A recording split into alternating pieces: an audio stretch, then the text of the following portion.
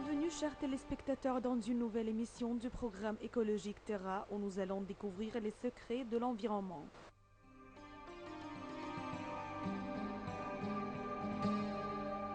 Vous allez suivre un compte rendu sur les inondations dévastatrices dans le monde.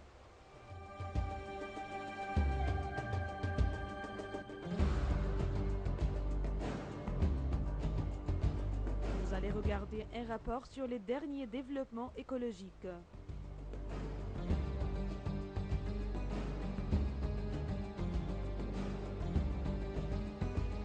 Le sujet qui vous sera présenté aujourd'hui sera centré sur un groupe de musées égyptiens exceptionnels et vous allez suivre de près le contenu de ces salles qui contiennent des trésors scientifiques et archéologiques.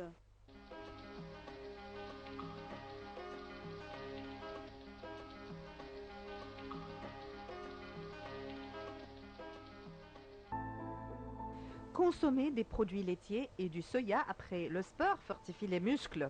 Une étude a confirmé l'importance de prendre des produits laitiers et du soya après le sport pour fortifier les muscles. Des chercheurs ont en effet fait des recherches sur les protéines que nous obtenons du petit lait et du soya et ont analysé leurs effets sur le corps humain après la pratique du sport régulière. Selon une étude américaine parue dans le journal Nature, l'Antarctique recèle des tonnes de méthane qui pourraient avoir un effet catastrophique sur le climat si elle était libérée par la fonte des glaces. Ce méthane, dont on connaît déjà la présence sous le permafrost de Sibérie, aurait été créé par la décomposition de matière organique déposée il y a 35 millions d'années sur ce qui était alors un continent au climat plus chaud qu'aujourd'hui. Une partie des matières organiques a été piégée dans des sédiments et c'est ce qu'a expliqué Salwek Tulaski, un des auteurs de l'étude. Le modèle montre que pendant des millions d'années, des microbes ont converti ces matières en méthane.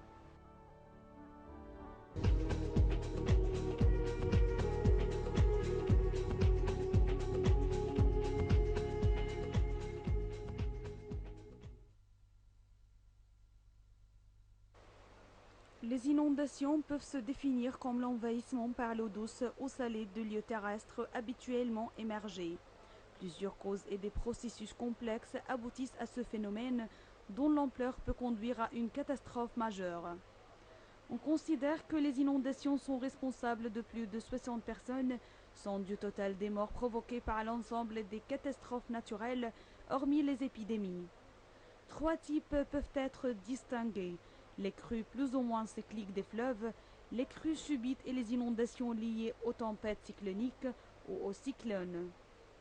On peut ajouter un quatrième type d'envahissement des eaux sur les terres émergées, dont l'histoire du climat offre des exemples.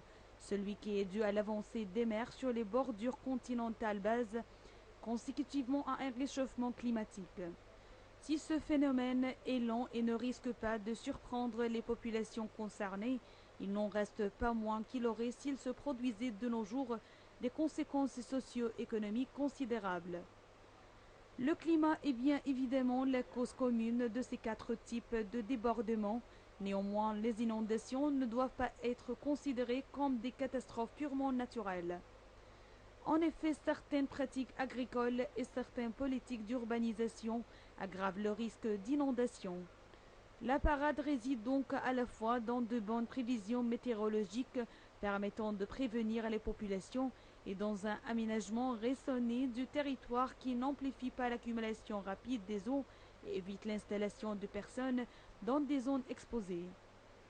Il est vrai cependant que les plaines inondables ont toujours attiré l'homme, car d'une part ce sont des voies de communication aisées entre les régions et il est commode de s'y installer, et d'autre part les alluvions et les limons apportés par les eaux donnent des terres très fertiles. La cause la plus fréquente de ces inondations est un orage qui se déplace lentement et peut déverser d'énormes quantités d'eau sur une zone limitée en très peu de temps. Les orages qui se déplacent plus rapidement sont moins gênants à cet égard car ils donnent de la pluie sur une zone plus étendue. Les crues éclairent et noient souvent les vallées ou des gorges. Quand l'air humide est poussé vers la montagne, Il s'élève et peut provoquer un orage accompagné de pluies torrentielles. Si le vent maintient l'orage stationnaire, le peut ruisseler sur les pentes de la montagne et descendre jusqu'au fond de la vallée. Quelques 400 espèces animales et végétales ont rejoint la liste des espèces menacées d'extinction. Il n'y a pas une seule façon de mesurer le déclin de la biodiversité, c'est complexe, mais la liste rouge est la meilleure mesure dont nous disposons, a souligné Jeanne Smart, directrice mondiale du groupe de conservation de la biodiversité de l'Union internationale pour la conservation de la nature, l'UICN. Cette actualisation de ce registre de référence comprend 65 518 espèces, dont près du tiers, soit 20 219, est menacée d'extinction, avec 4 088 espèces en danger critique d'extinction, 500 919 en danger et 10 212 vulnérables. Plus de 400 végétaux et animaux ont rejoint la liste des espèces menacées depuis la dernière version, présentée en juin lors du sommet de Rio, plus 20. 2 invertébrés, une blague de Seychelles et une espèce d'escargot d'eau douce ont intégré la catégorie des espèces considérées comme éteintes. Les experts de l'UICN ont aussi insisté sur la situation terrifiante des palmiers de Madagascar, l'un des sites les plus riches au monde en termes de biodiversité. L'île compte 192 espèces de palmiers uniques au monde, dont plus de 80% sont menacées d'extinction, alors que certaines populations parmi les plus pauvres en dépendent pour la nourriture et les matériaux de construction. Cette disparition est principalement due au défrichage des terres pour l'agriculture et à l'exploitation des forêts. Le taïna, ou palmier suicidaire, est ainsi classé en danger critique d'extinction, le stade le plus élevé avant la disparition constatée. Seuls 30 représentants de cette espèce de palmier géant, pouvant atteindre 18 mètres de haut, existeraient encore.